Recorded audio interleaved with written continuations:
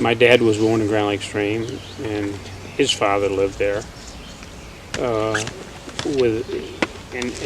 His sisters grew up there. Some of them were born in Wheaton, Maine. And my grandfather moved to Grand Lake about 1905 or 6, somewhere in that time frame. He came to Maine from actually Rhode Island as a young lad, and then worked in the tannery. And his father was a Civil War vet, and he married a lady that happened to be from Wheaton, Maine, who was down in Massachusetts, and that's how he wound up in Maine. But his attraction was obviously finding work in the tannery. And then my dad was a Maine guide for about 68 years. He began guiding when he was 14 years old. So the traditional fishing camp was integral to Grand Lake Stream. And of course, in the 1940s and 50s, the school was pretty active. The James Wright School, 3-room schoolhouse, and probably there's not very many of us left that went to school there. You know, I went on to Lee Academy the last 2 years of high school, but in growing up there, you know, all your schoolmates, all through those early years until you're basically in the 10th grade, 11th grade, you knew most of their fathers and friends, and we would walk back and forth to school. And of course, it was like you get there at 8 o'clock in the morning, and you'd go home for lunch. And oftentimes, in fact, quite frequently, you'd be walking to school, and the guides would be going to work. And in the early years, in the 40s, most of the guys didn't have cars. You know, so they fished on Grand Lake and then some other lakes, but the transportation was provided by, like in Weatherby's case, Weatherby's camps, they had trailers where they would put the canoes on and trail them to Wabash or Big Lake or some outlying lake for the day, and that's how the guides got transportation. That, you know, in the 20s,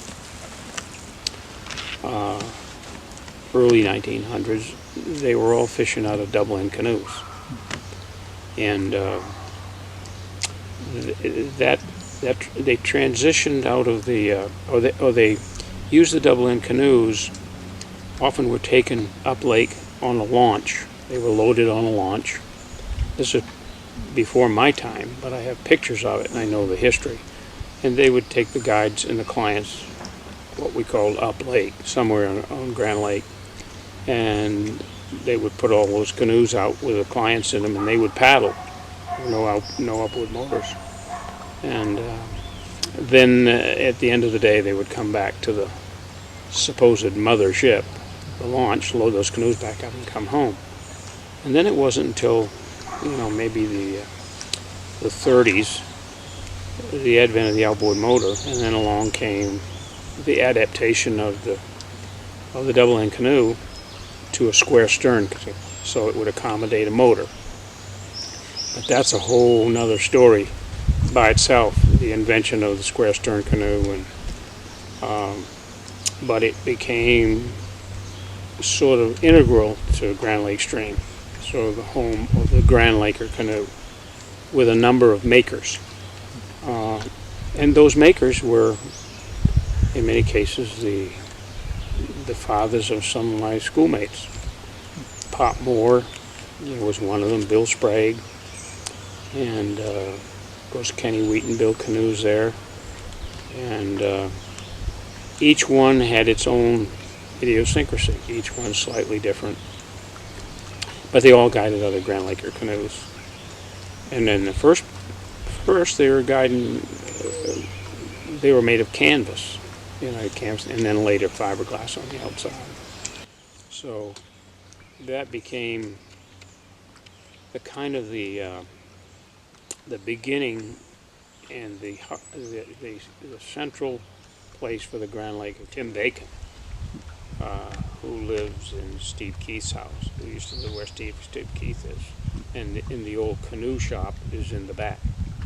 Tim Bacon was the son of Beaver Bacon, who gets credit for the early canoes, early Grand Lake canoe.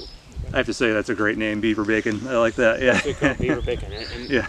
And my brother has done extensive research on the Grand Lake canoe, and I don't know if he'd be willing to do an interview, but I know he talked to historical society. But is that Dale? Sorry, or Dale? Okay, yes, okay, yeah. I think he's also on the list of folks that. Yeah, you need to get what he says, because he's probably done more research on the Grand Lake canoe than anybody. Okay. I'll make a note of that. Yeah. And the interesting thing about it is, when you get into folklore, and families have passed down information trying to validate hearsay, folklore, and what somebody told you. And I think Sandy Ives had the same problem. I mean, you can talk to 10 people about a certain situation, and there's different slants to it as to what somebody told them. And he had the same issue. You'd want to inquire about something, and you'd get 4, 5, 6, 7 different views on it. And somewhere in between is the actual truth. But I think it's integral to get Dale's contribution on the Grand Laker, and I won't delve into that too much, because he probably is as much an authority on it right now as there is anybody.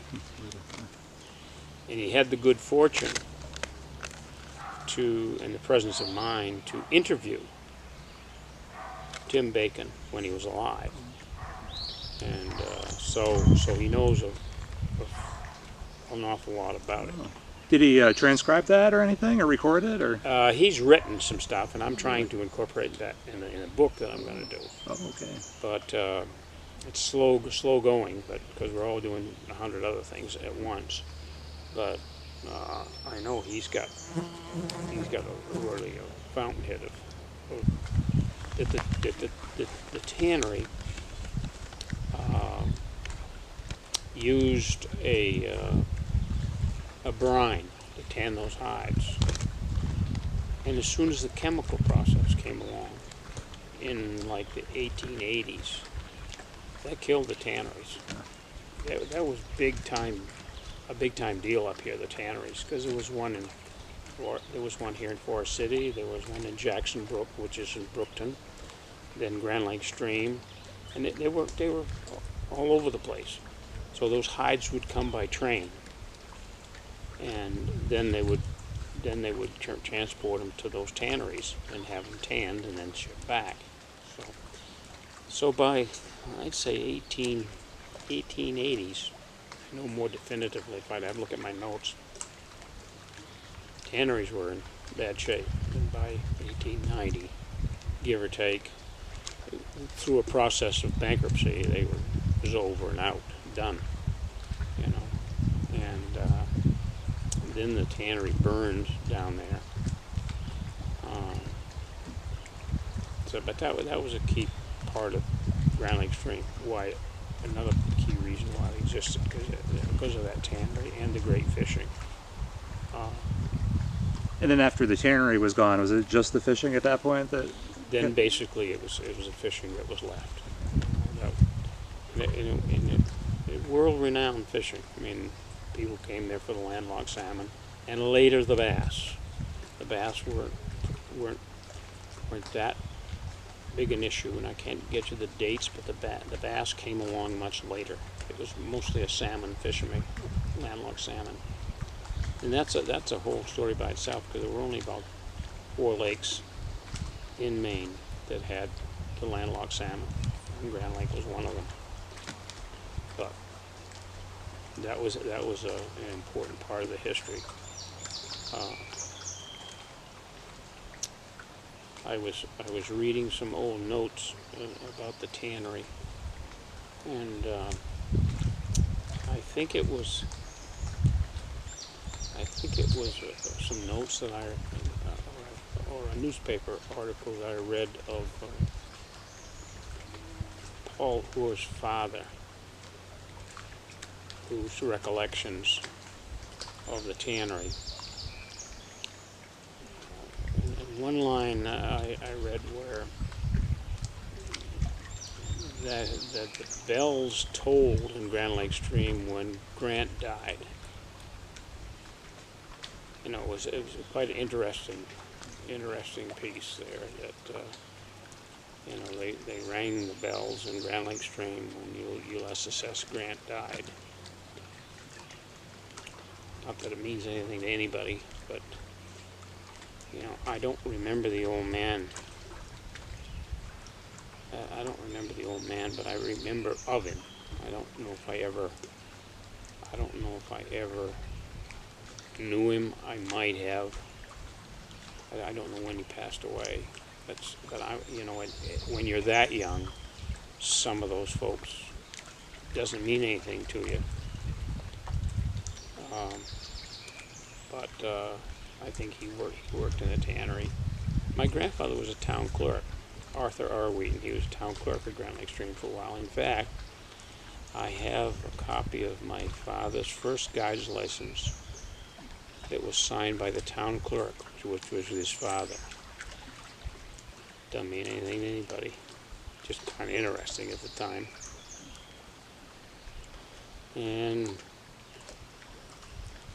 you know, it's a whole different town today, because the occupations, although are still there, they're different, and it was a primary livelihood for those guides. I mean, it was their way of life.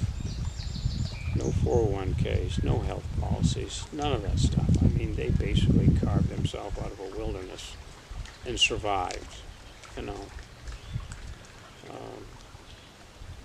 And each one was a different personality. I can remember a lot of them. And a lot of their pictures are over at the Historical Society. But Would you be willing to talk about one or two of them, maybe? And well, you know, again, I don't know them on the lake, but I knew them as fathers of my schoolmates, you know. And I remember Eddie Chambers and Ollie White, Val Moore and Pop Moore. You know, I remember them all. But again, you'd stop in to visit with them with schoolmates. You know, Pop was building canoes in his shop in the back, and it was just part of life at the time, and nothing too special about it. That's what it was, you know. And you'd see where Pop is buried out in the cemetery now. It says Pop Moore, canoe maker. it says it on his stone? It's right on his stone. Oh, excellent. Yeah. But all that is gone. All that's gone. And I don't know who, other than Dale, I don't know anybody else making a Grand Lake canoe anymore. So Dale, and my brother's probably making his last one here. Lance is making his last canoe, and it's I think it's on. He's fiberglassing it right now, but you doubt if he'll make any more of those canoes. But I think it'd be great if Dale waded through some of that stuff with it, because they're all a little different. It's like an automobile's just not an automobile. They're all different for some reason. Each maker had their own idiosyncrasies that they built into them, and all subject of the mold that they built them on. You know, everybody's mold was slightly different, and as the engines, the outboard motors grew in size to want to put on, they had to make subtle differences to them. And I don't know anybody except my brother that has built one to handle a 15 horsepower motor. You know, most of those canoes down there are all built for 8s or 9.9 at the very max. You You know, the way that the stern boards are set up, and the weight of carrying one around on it is quite stressful on a stern of a canoe. So, You said your father destroyed his molds. Was there a particular reason why? Was it just maybe sort of? he didn't do it anymore, and he was running the business up here eventually, and I think it wasn't important. It just became junk, if you will. You know, it wasn't a part of history. It was important to him at the time. I didn't even remember that he did that until my brother reminded me. That I remember seeing that mold in the barn for years. And then he said, and then my brother knew that he just destroyed it. You know, a lot of those guys had draw shave benches too. I have one sitting up there on my porch that belonged to my father, but it was a homemade rig that they would build axe handles and paddles on that allowed you to hold something on it, so you could use a draw shave, which you grab both hands and work on it. Did you ever see one? I've seen one before. I think. Yeah. That's what they are. I have, my wife keeps telling me I should get rid of it, but I can't get rid of it. Well, some folks still use them too, right, for different things? Yeah, or? I suspect so. Yeah. I suspect so. Yeah. And some of them built paddles, and all the paddles were slightly different. Everybody has them. You see paddles today that you buy. You know, some of them are reasonably well made or something, but not in the style that they used to really paddle the canoes with how the handles were built. I mean, they were a different kind of animal, like an axe handle. I mean, everybody had their own feel for an axe handle or a paddle, its length, its size, the blade, what it's made out of. But most people now would just go by, give me a paddle. You know, that's different. It's a different deal. Well, just take a breather. Those are great stories. Thank you. Yeah. Yeah. I mean, they're just stories. They don't mean anything to anybody else. It's what I remember, you know, of some of those things. But I bet, you know, for folks who, you know, either knew some of those people or who are in town now, I mean, to, you know, hear some of that is really, I don't know, I think it's... Well, I think it's interesting that you were chasing some of this. And I think we're about 8 to 10 years later than we should be. I gathered that, yeah. I think I read the grant proposal that they wrote over the winter, and it said there was something in there about, you know, like we're noticing a lot of like the sort of the elders of the village starting to pass away. They're all gone. And so it sort of had the sense almost of like, this has already started to happen. We need to it's already get on happened. it. Yeah. And there's so much fountains of knowledge that are already... I'll turn this off here. Yeah.